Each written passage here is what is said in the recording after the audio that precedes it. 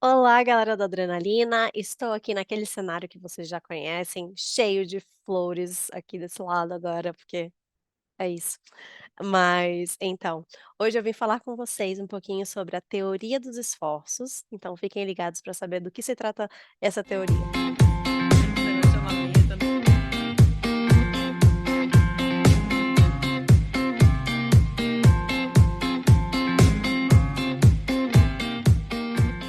Bom, então vamos começar explicando um pouquinho sobre o autor, que é o Daniel Gil. Esse autor maravilhoso é um intérprete freelancer da AIC, de origem japonesa francesa. Ele foi professor da Escola de Tradução e de Interpretação ESIT, na França, e a pesquisa dele justamente se baseia nos interesses da interpretação de conferências e de treinamento de jovens pesquisadores e desses processos cognitivos que envolvem a interpretação. O que eu acho muito interessante sobre a pesquisa dele é que, de fato, muitas pessoas que não sabem muito bem da área se perguntam assim: "Ai, mas é muito difícil, como assim vocês conseguem ouvir e falar ao mesmo tempo?". Mas, gente, se fosse só isso, seria super simples, mas é muito mais do que isso, vocês não têm ideia de todos os esforços que estão envolvidos na hora da gente fazer uma interpretação. E isso que eu tô só falando da simultânea, porque existe ainda os esforços na hora que você está fazendo a tomada de notas para uma consecutiva, existem esforços diferentes para cada tipo de interpretação. Então, tem uma das interpretações que se chama interpretação, né, ou tradução à prima vista, que é de você ler o texto interpretando para o outro idioma no momento que você está lendo, então tem um outro esforço envolvido. E aí eu vou tentar trazer um pouquinho para vocês de maneira simplificada, quais são esses esforços envolvidos em cada uma das modalidades. Então, ele tem vários livros, assim, que são consagradíssimos na área, quem é da área precisa ter esses livros na cabeceira, tem que ou fazer o download, ou pedir para, por exemplo, uma encomenda mesmo do livro físico, mas quem gosta do livro digital acaba usando ele de forma digital. Eu prefiro ter ele de forma digital, porque eu acho mais simples de fazer as pesquisas, mas eu conheço vários colegas que preferem ter o livro físico mesmo. Então,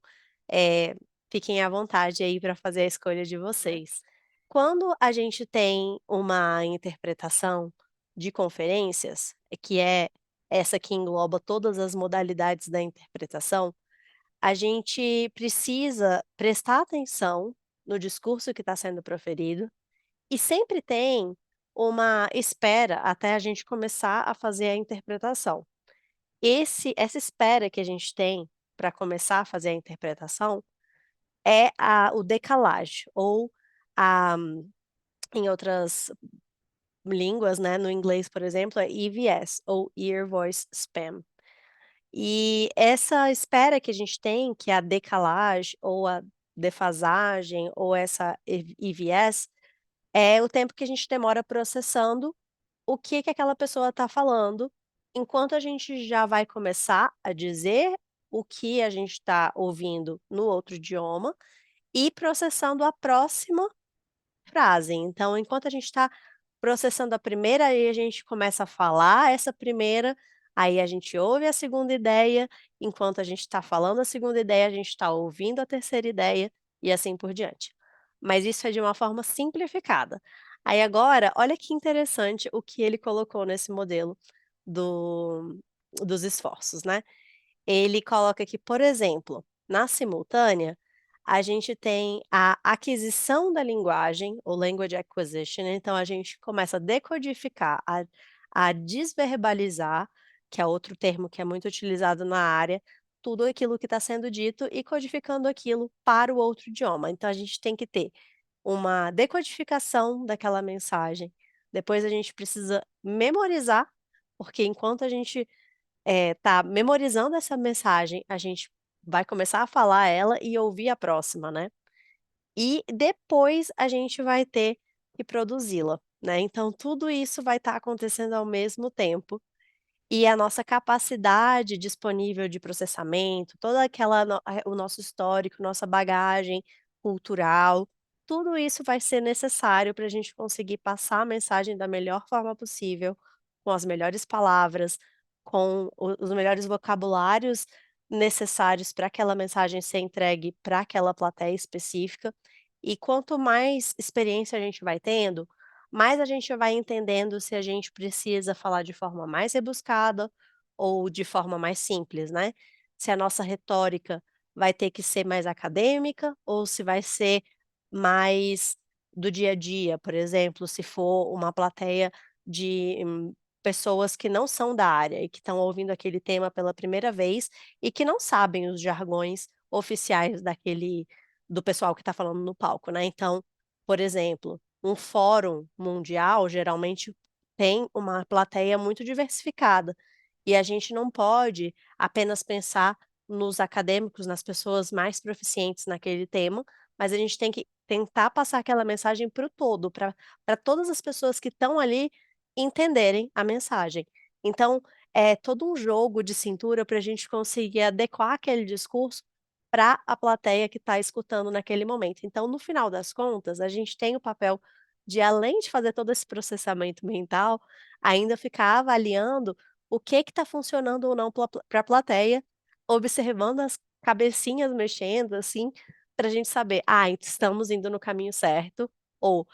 "tem alguma coisa errada", às vezes tem alguma coisa que eles têm um jargão específico que eles usam para essa área, podemos perguntar na plateia na hora do intervalo para alguém, e isso acontece, essa interação com a plateia, quando a gente consegue ter a abertura, assim, de conversar com alguns participantes que pode nos falar: "Ah, aqui a gente usa essa palavra para traduz dessa forma aqui na empresa essa palavra", que geralmente, por exemplo, uma coisa que aconteceu há um tempo atrás é que as pessoas usavam muito accountability sem traduzir. Ficava accountability mesmo, não ficava responsabilização. E aí, dependia muito da área, até que realmente accountability em muitas áreas virou um jargão estrangeirizado que as pessoas já entendem, sem ter que traduzir para responsabilização, mas às vezes ainda tem uma tradução para isso. Então é muito assim, sabe, varia bastante de cenário para cenário, de plateia para plateia, de momento para momento. Então,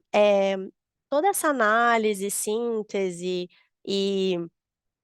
bagagem cultural que a gente vai ter, vai vir de acordo com o nosso tempo de experiência. Obviamente que uma pessoa que entrou na área há pouco tempo, a não ser que ela tenha vivido muito tempo trabalhando na diplomacia ou tenha vivido, trabalhando numa área específica durante anos e vai começar a interpretar nessa área que ela já atua, qualquer outro contexto de pessoas que não sabem nada sobre a área e que não têm uma bagagem cultural ampla para fazer eventos generalistas, que é o que a gente faz no geral, um pouquinho de cada tema, né, eu até publiquei recentemente no meu Instagram como que tá a minha estatística da top 7 áreas que eu mais trabalho, né, e a área que eu mais trabalho é a área de medicina e da área da saúde. Disparado o que eu mais trabalho. Então, nessas áreas, eu só revejo o vocabulário que eu tô constantemente aprendendo nos eventos e não é uma super exaustão repassar aqueles vocabulários ou ter a bagagem cultural que eu já tenho em relação a esse tema já é ampla. E aí outras áreas que eu tô começando ainda, de vez em quando a pegar algum evento, tipo mineração. Para mim é muita novidade, tem outras pessoas que têm muito mais bagagem em relação a isso. Então, para mim, como é uma área nova, é uma área que eu tenho que fazer uma imersão muito maior do que as outras áreas, né. Então isso vale para qualquer área que você esteja iniciando na interpretação. E aí ele faz várias comparações, eu dei um exemplo sobre o esforço da simultânea, mas, por exemplo, durante uma consecutiva, por exemplo, com notas, você tem que compreender o que você está ouvindo e anotar aquilo, memorizar também, porque ao no momento que você está produzindo a nota, você tem que fazer ela de forma bem, eh, simbólica mesmo, os símbolos servem para você ter uma síntese de ideias, para você depois preencher esses símbolos com o que você está prestando atenção e memorizando do discurso enquanto você está anotando. Então você não pode ficar totalmente preso apenas no papel anotando. Você precisa também prestar atenção no orador, nos gestos, em tudo que ele está fazendo para você conseguir realmente adquirir aquela memória do que ele está dizendo na hora que você no próximo passo da próxima linha de esforços, você conseguir produzir isso na outra língua, decodificando aqueles símbolos e o que você memorizou anteriormente. Não. Então, na consecutiva, tem 2 equações que ele faz, a equação da fase da compreensão e a equação da fase da reformulação. Então, a consecutiva ela é muito mais ela demanda mais do nosso cérebro, demanda mais do nosso esforço, né, tem muitos mais esforços envolvidos do que a simultânea. E por incrível que pareça, né, que é o pessoal achar que a simultânea é muito mais difícil, só do fato dele fazer 2 fórmulas de esforços já mostra que a consecutiva é mais complexa, mas que ela é super necessária para que você depois faça a simultânea com o pé nas costas, basicamente, assim, porque na consecutiva você se esforça muito mais para conseguir passar uma boa mensagem, quando você consegue fazer uma boa consecutiva, com certeza você vai fazer uma melhor simultânea. Motiva, porque na Então mais um motivo aí para o pessoal assistir a minha palestra no Poliglotar sobre consecutiva, desmistificando a tomada de notas, para vocês tomarem gosto aí de aprender consecutiva, porque ela é muito importante para sua carreira como intérprete de conferências. eu Uma outra coisa que é muito importante levar em consideração é que as pessoas não entendem que na simultânea, além da gente fazer esse processamento, quando a gente está dentro de uma cabine, a gente tem um console que se chama central de interpretação. E nessa central da interpretação, existem vários botões. Cada central é diferente uma da outra, não tem uma padronização. Então a gente tem que saber qual que é o botão que a gente precisa clicar, por exemplo, para passar para o português ou para passar para o inglês, porque às vezes a gente tem que mudar de canal e colocar em diferentes botões quando a gente está falando para o inglês ou quando a gente está falando para o português. Em algumas cabines, por exemplo, em algumas dessas centrais, nós temos um botão que fica vermelho, e aí a gente sabe que aquele botão quando está aceso, ele está fazendo para o português, a gente está fazendo para o português, e quando ele está apagado, a gente está fazendo para a língua estrangeira, por exemplo. Quando tem várias cabines, a gente precisa prestar muita atenção nisso, porque as outras cabines vão depender da gente, se a gente não estiver prestando atenção em qual canal a gente está, elas não conseguem fazer a interpretação delas por causa do relay, que é uma coisa que eu já falei em outros vídeos anteriores. Então, a gente, além de ter esse processamento mental todo, ainda tem que ficar prestando atenção nos botãozinhos que a gente precisa clicar e trocar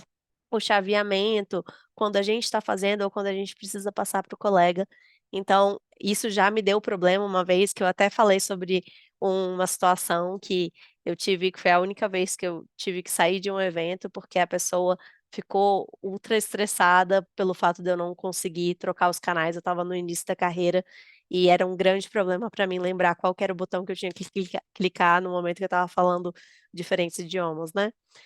Então, isso é realmente estressante e é um esforço a mais que a gente precisa ter.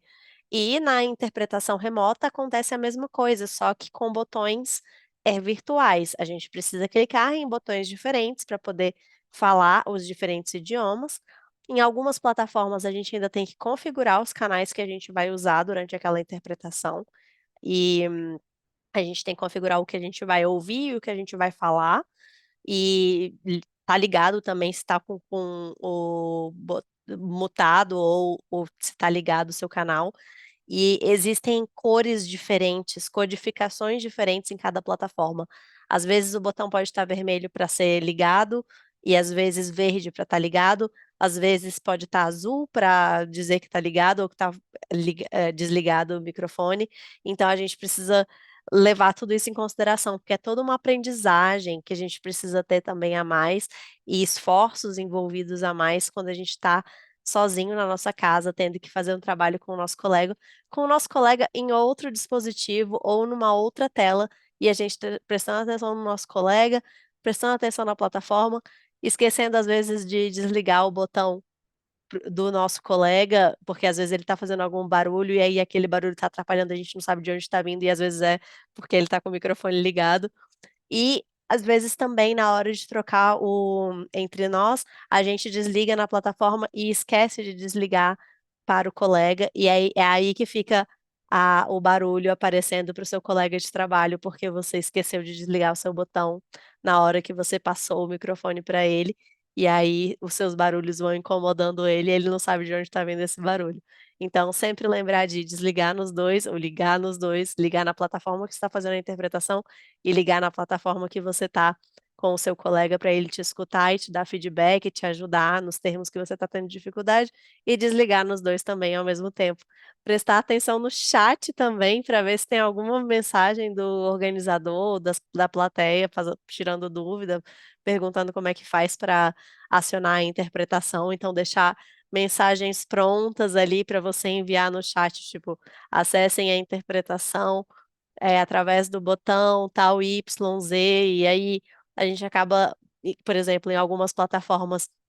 como o Zoom, a gente muitas vezes tem que ficar fazendo isso reiteradamente, porque não tem um técnico disponível para fazer isso por nós, a não ser que eles contratem um intérprete técnico que possa ficar ali dando uma olhada nessa parte técnica, que é o que acaba estressando a gente enquanto a gente está fazendo a interpretação, ficar prestando atenção nessa parte técnica é um esforço que a gente não quer ter.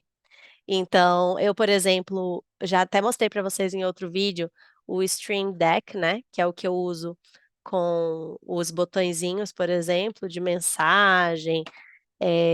de configurações automáticas, que me facilitam muito a vida justamente porque eu só aperto no botão e já está lá escrito: "Para acessar a interpretação, clique no botão YZ blá-blá-blá", e selecione o canal de preferência, e nos 3 idiomas, no inglês, no espanhol e no, eh, português. E é isso, basicamente, a forma que a gente consegue driblar aí esse excesso de esforços que a gente acabou tendo que migrar para o remoto, e o remoto veio para ficar, então a gente tem que aprender a lidar com esses esforços extras que não estavam previstos na teoria de Gill, né, de Daniel Gill. E falei Gill, porque acaba que a gente tem 2 grandes teóricos na interpretação e a gente volta e meia confunde a pronúncia dos 2 nomes, que é o Andrew Gillies e o Daniel Gill. Eu dei esses 2 exemplos, eu poderia dar vários outros, porque existe também os esforços na tradução à prima vista, que é o que eu tinha falado anteriormente, que é lendo o discurso no idioma e interpretando do texto traduzindo realmente ali à prima vista, né, à primeira vista do texto, e tem outras fórmulas que ele coloca, ele tem um pouco de exatas, na bagagem curricular dele, né, esse autor, então ele coloca tudo de forma bem objetiva, bem matemática, e é muito legal porque você consegue realmente entender o que está passando dentro do cérebro dos intérpretes de alguma forma. Então, recomendo essa leitura e espero que vocês tenham gostado do conteúdo. Se curtiram, deem um joinha, comentem aqui embaixo, compartilhem com os amigos e ativem o sininho para os próximos conteúdos. Até a próxima.